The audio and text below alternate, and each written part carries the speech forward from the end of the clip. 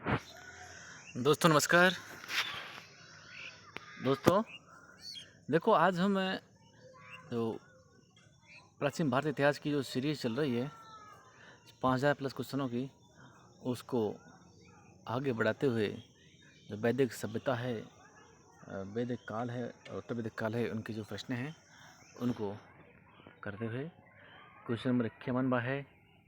गौ अपहरण के प्रसंग में ऋग्वेद में प्रमुख रूप से नाम आता है।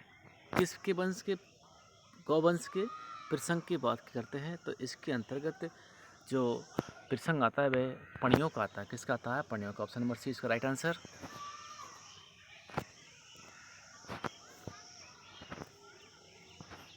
अगला है, ऋग्वेद में यदुजन का अधिकतर किसके साथ युग्म बनता है? यदुजन की बात करते हैं तो ऋग्वेद के अंतर्गत इसका जो तुर्बस के साथ इसका संयोग बनता है, संगम बनता है।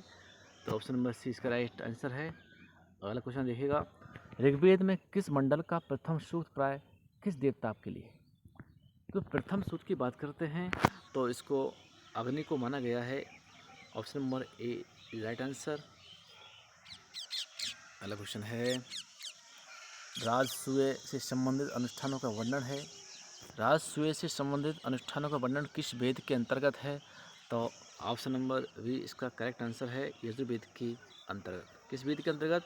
यजुर्वेद के अंतर्गत। आगे चलते हैं, ऐन्द्र महाभिषेक का विवरण दिया गया है। ऐन्द्र महाभिषेक का विवरण की बात करते हैं तो ये ऋग्वेद में दिया गया है। कहाँ दिया गया है? ऋग्वेद में। ऑप्शन नंबर डी इसका राइट आंसर है। अगला देखते हैं, वैदिक राजाओं एवं राज्यों के निम्नलिखित युगों में से कौन सा एक सही सुमेलित नहीं है? इसको देखते हैं तो अजातशत्रु की बात करते हैं तो वे काशी का शासक था। अश्वपति की बात करते हैं तो ये केकय था। जनक की बात करते हैं विधेय का था, लेकिन जो जन्मेजय है कि मध्य का नहीं था। तो ऑप्शन नंबर डी इसका राइट आंसर हो जाएगा। अगला क्वेश्चन देखिएगा, वैदिक काल में ग्राम का मुखिया कौन था? वैदिक काल के अंतर्गत जो ग्राम का मुखिया होता था उसको ग्रामीणी कहा जाता था। क्या कहा जाता था? उसको ग्रामीणी कहा जाता था। ऑप्शन नंबर डी इसका राइट आंसर है। अगला क्वेश्चन देखिएगा, अयोध्या का उल्लेख सर्वप्रथम कहाँ मिलता है? अयोध्या का उल्लेख सर्वप्रथम ऋग्वेद के अंतर्गत मिलता है। ऑप्शन नंबर ए इसका राइट आंसर। अयोध्या का जो उल्लेख है वह ऋग्वेद के अंतर्गत मिलता है। अगला क्वेश्चन है, यज्ञ कर्मकांड का निरीक्षण निम्नलिखित में से किस पुरोहित के द्वारा किया जाता? जो यज्ञ होता था उसके जितने सारे जो कर्मकांड होते थे उनका निरीक्षण करने वाला होता था ब्रह्मा। ऑप्शन नंबर इसका बी राइट आंसर है। कौन होता था? ब्रह्मा यज्ञ का निरीक्षण कार्य करने का कार्य कर रहा था। अगला क्वेश्चन देखिएगा, सूची फर्स्ट को सूची सेकंड से सम्मिलित कीजिएगा और सूचियों के नीचे दिए गए कोड का प्रयोग कर सही उत्तर का चयन करिएगा। यहाँ पुरुष सूक्त की बात करते हैं तो पुरुष सूक्त का जो संबंध है वह है अपने पुरुष सूक्त का है, ऋग्वेद का एक अध्याय है। नंबर 2, ईशोपनिषद की बात करते हैं, यह एक यजुर्वेद का भाग है। ईशोपनिषद क्या है? यजुर्वेद का एक अध्याय है।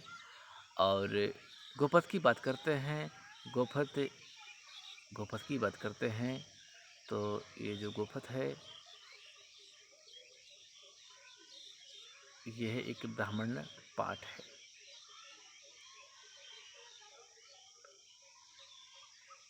गोपथ क्या है? एक ब्राह्मणीय पाठ है। वेदांग की बात करते हैं तो वेदांग जो है अपना वह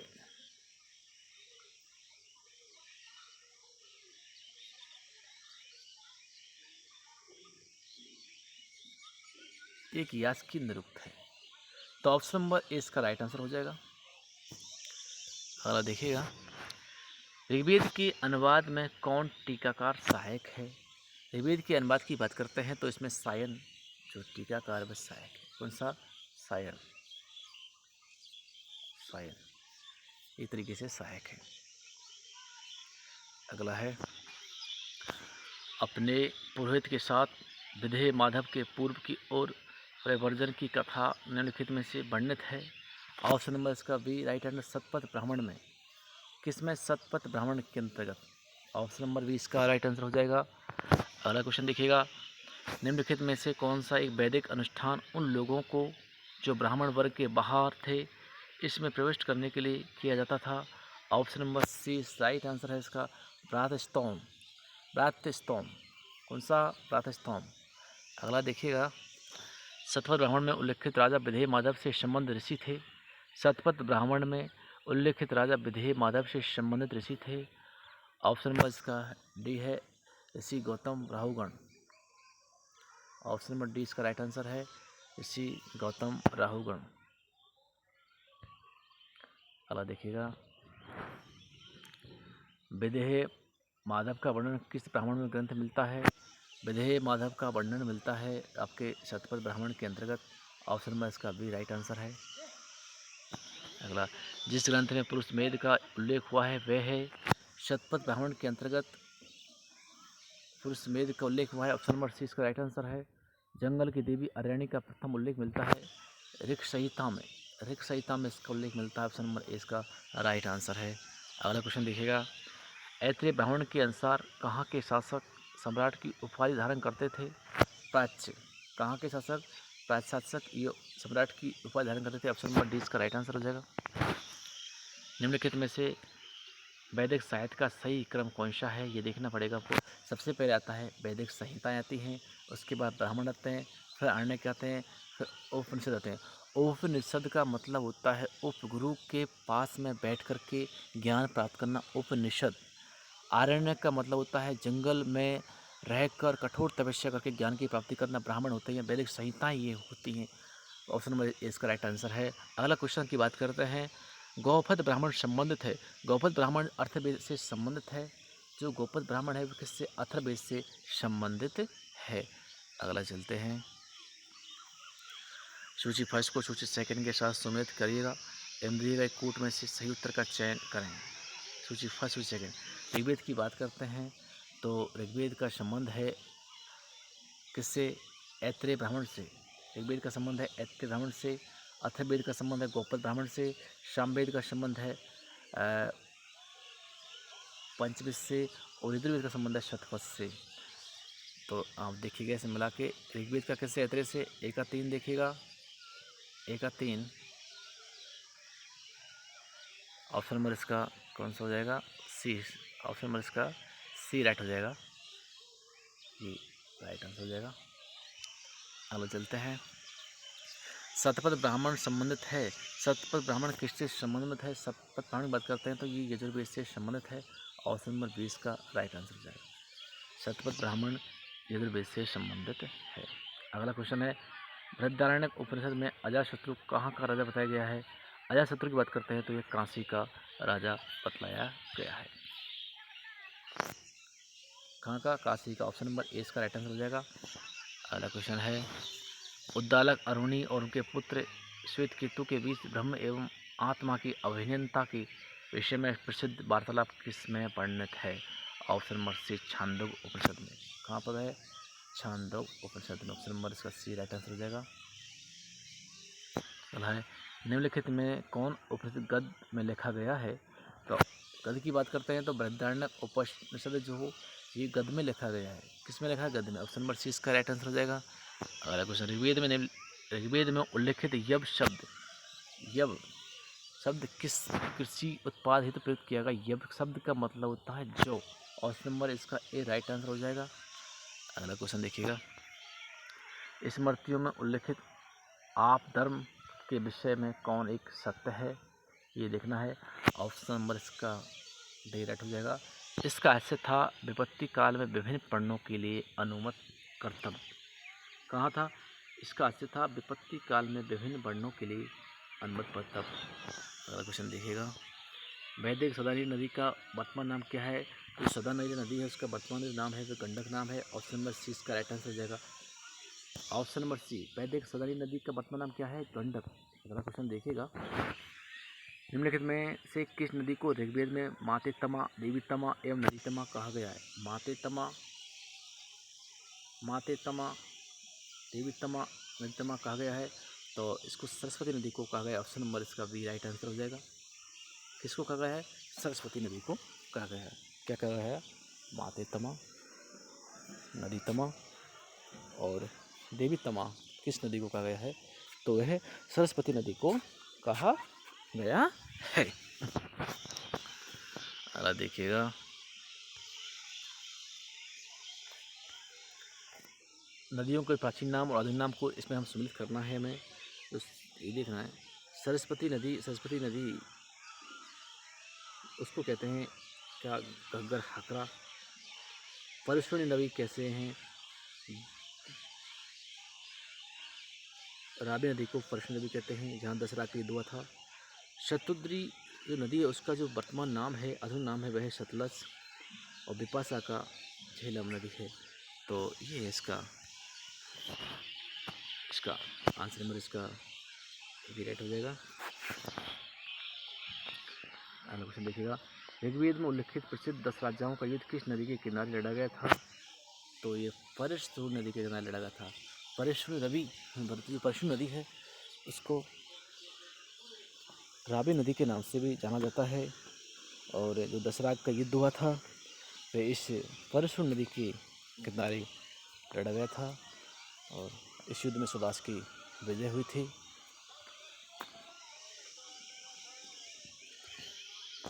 वैदिक काल में निस शब्द का प्रयोग एक आभूषण के लिए होता था, किंतु परिवर्ती काल में उसका प्रयोग किस में हुआ था?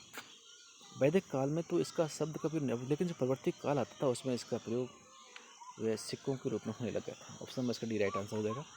सिक्कों के रूप में इसका प्रयोग होने लग गया था। अगला क्वेश्चन देखिएगा,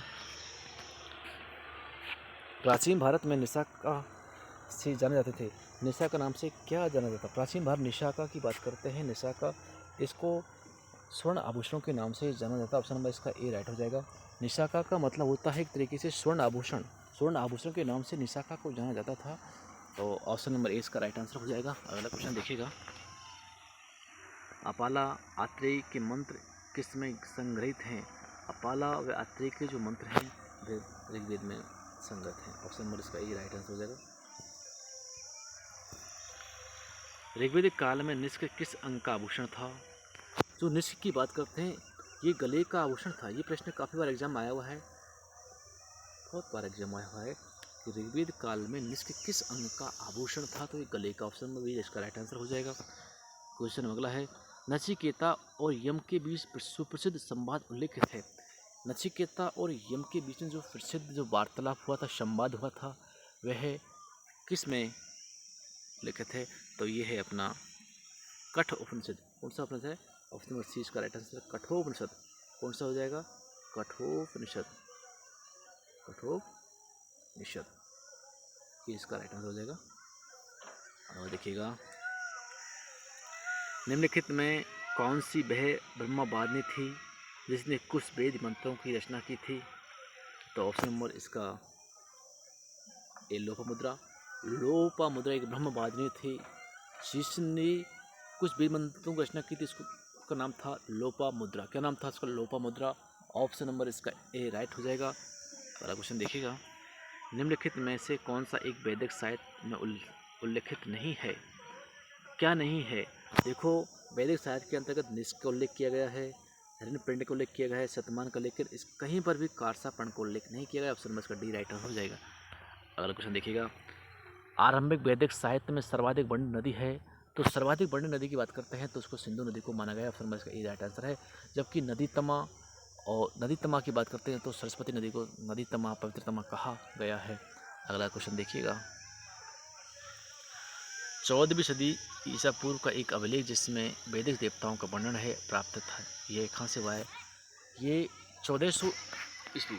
यहाँ पर जो देवता बोगजोई का जो अभिलेख है यहाँ से प्राप्त हुआ है। ऑप्शन नंबर 20 का right answer. Very very most question है, ये बहुत इंपॉर्टेंट क्वेश्चन है। 14वीं सदी ईसा पूर्व का एक अभिलेख जिसमें वैदिक देवताओं का वर्णन है प्राप्त हुआ है, वह है बोगजोई कोई का अभिलेख है। ऑप्शन इसका बी राइट हो जाएगा। ऑप्शन देखिएगा, भक्ति का उल्लेख कहाँ मिलता है? भक्ति का उल्लेख मिलता है भगवद गीता में। ऑप्शन नंबर इसका सी राइट हो जाएगा। भक्ति का उल्लेख कहाँ मिलता है? भक्ति का उल्लेख मिलता है भगवद गीता के अंतर्गत। ऑप्शन नंबर इसका सी राइट हो जाएगा। अगला क्वेश्चन देखिएगा, वैदिक साहित्य में सभा और समिति को किस देवता की दो पुत्रियां कहा गया है? सभा, एक तो थी सभा, एक थी समिति। वैदिक साहित्य में इनको किस देवता की दो पुत्रियां बताया गया है? प्रजापति की दो पुत्रियां बताया गया है। कहाँ? प्रजापति। ऑप्शन में इसका डी राइट हो जाएगा। वैदिक साहित्य में सभा और समिति को किस देवता की दो पुत्रियां बताया गया है? प्रजापति की दो पुत्रियां बताया गया है। ऑप्शन नंबर इसका डी राइट हो जाएगा। अगला क्वेश्चन देखिएगा। मनुस्मृति में सरस्वती और दृश्यवती नदियों के बीच के प्रदेश को पुकारा जाता था। ऑप्शन नंबर इसका सी हो जाएगा, ब्रह्मवर्त।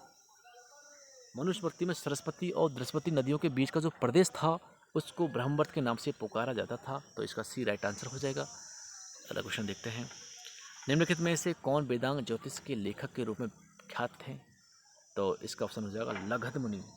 ऑप्शन नंबर सी इसका राइट हो जाएगा। वेदांग की बात करते हैं तो लगध मुनि का जो वेदांग प्रसिद्ध था ज्योतिषी के रूप में, तो इसका सी राइट हो जाएगा। अगला क्वेश्चन देखिएगा। किस वेद में सभा और समिति को प्रजापति की दो पुत्रियां कहा गया? ये प्रश्न वेरी इंपॉर्टेंट है। अथर्ववेद के अंतर्गत सभा और समिति को प्रजापति की दो पुत्रियां कहा गया है। किस वेद में? अथर्ववेद के अंतर्गत। ऑप्शन में इसका डी राइट हो जाएगा। अगला क्वेश्चन देखिएगा। निम्नलिखित में से किस एक स्मृति में ये पत्र मिलता है? राजपत्र कपड़े पर अथवा ताम्र पट्टे कहाँ पर लिखे जाते थे? तो ये है मनुस्मृति में लिखा गया है। मनुस्मृति सबसे पुरानी स्मृति मानी जाती है। अगला क्वेश्चन देखिएगा। प्रकाशित ऋग्वेद संहिता किस शाखा की है? प्रकाशित जो ऋग्वेद संहिता है वह सांकल की शाखा है।